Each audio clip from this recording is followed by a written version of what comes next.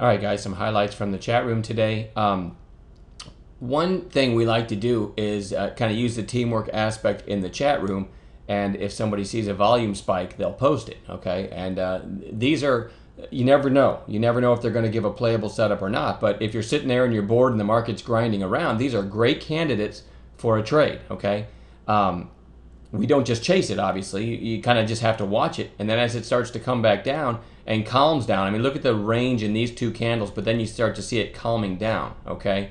One thing I like to do, especially if you can get back near that 8-period moving average on 5-minute candles, one thing I like to do, and again, as it's setting up, you don't know if it's going to give a good setup, so you have to wait and watch. I like to switch to 2-minute candles.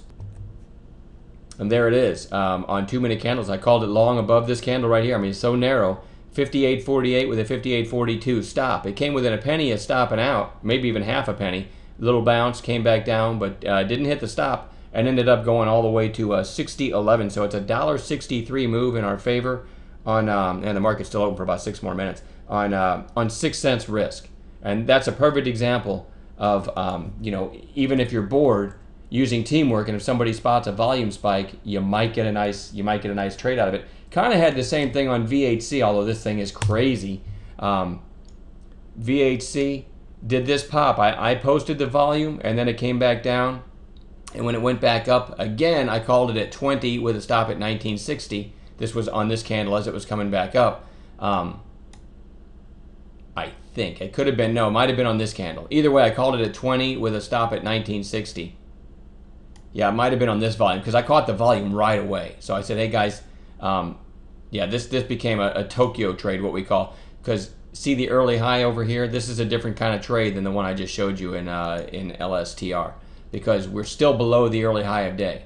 There's the early high of day right there, and this volume spike, we hadn't hit new highs yet. What this rule does is keep you from chasing, okay? LSTR, and I'll show you in just a second, would have been an example of if you just jumped in on the volume, would have been an example of chasing, okay? But this one, you still have, you can grab it at 20, and I said stop at 1960. You can do that because you still have a potential break of the high of day, which would light up the new highs ticker, and then hopefully get you some short covering and people chasing and all that. So I love catching these volume spikes and price movement, but you still have the high of day to the left. You got to trade these smaller because they can be whippy. But anyway, that's how I called it. It's all coming back to me now. I called it a 20 with a 1960 stop. And it hit down and came to 1979 before ripping. And then look, crazy action, yes, but these, well, they're known to be dangerous, but you can certainly make some quick money off of them. From the 20 call, it went to 21.38. Now let me go back to LSTR real quick to compare the difference. This one, on the volume spike, you know, by the time you see this, it's already hitting new highs for the day. Matter of fact, that's probably how I found it, was on the new highs ticker, LSTR just showing up over and over. These you can't. I mean, just picture yourself seeing the volume and just getting excited and grabbing it right there at 59.20. What's going to happen next? It's down at 58.40, and you're smacking yourself in the head going, what did I just do? So if it's already breaking through the high of the day, the smartest thing to do is wait for that pullback switch to twos. All right, that's the way I handle those. Anyway, Sienna. I actually turned on the projector for this one. Sienna gapped up on big volume, and then, man, shorts had a field day with this thing. But when it got down near 24, I jumped on the mic and actually turned on the projector and showed everybody. You know, I can project charts onto our members in a chat room screen, and I said, hey, this one is interesting if it gets down to 24, because you look at the chart. All right, it had 24 was resistance here, here, again here, and actually support here. So 24 is relevant. So what I said was, if you're short this, if you happen to be one of those astute people that shorted this failed breakout, 24 is an area where you're going to be looking to cover. You know, if you're lucky enough or smart enough to hold it that far. I was surprised it went down that far, but when it got down below 24, exactly right here, I told people there's two ways you can play this. One, you can grab it right here with small shares under 24, so it would have been around 23.90-ish, and use an arbitrary 30-cent stop to give you some wiggle room. Now 30 cents, you know, you do the math. If I'm going to lose 30 cents on this, how many shares should I take such that if I lose 30 cents, it still will be within my loss parameters?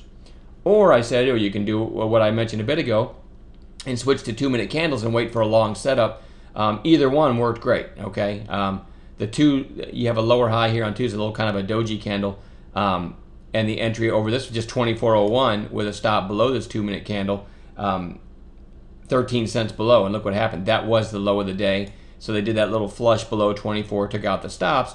And then, I mean, it doesn't look like much because it fell so far, but it did run to 24.62. So it moved up 62 cents or more than that for the people that took it under, took it around 23.90ish that I mentioned as a possibility. But either way, the people playing it on twos still got 61-cent move on 13 cents risk, and we're never underwater after the entry. So, and then an early trade this morning was OXBT. And here's the daily. Okay, so OXBT, nice spike here, lower high here, but then it took out this high right here the other day. Okay, so closed red and then a narrow range yesterday. So now let me switch to 5-minute candles and show you what I knew I liked this chart anyway. Now here it is on 5-minute candles, and I've gone back far enough to show you, the big volume and the big gap up. Okay, now this was today's opening high, right at 760. Look what yesterday's high was, 760.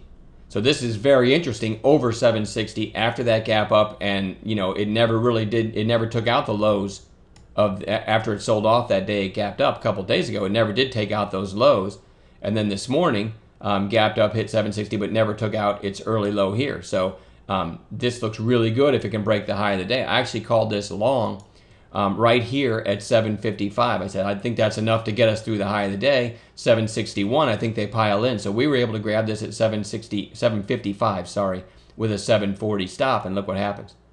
5 minutes, within the first 5 minutes, it's at 796. That is a 41-cent move in really a matter of 4 or 5 minutes on a $7, $8 stock. Anytime I get that, and this is exactly what I teach people, we're not adding to our position, we're selling, okay? You can keep some with a break-even stop, because who knows? Who knows if this is going to go up and take out, 840 and move to 10? We don't know that, but at the same time, we don't know if, this is just a quick momentum spike and it's going to give it back. So I sold a bunch well into the 780s, and that one trade alone made a nice day for me, not counting some of the others. So anyway, and look what it did. The rest of the day just chopped around.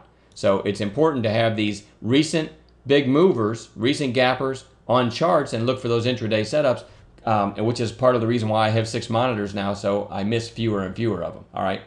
Anyway, I'm going to quit babbling, and we'll talk to you tomorrow. Have a good night.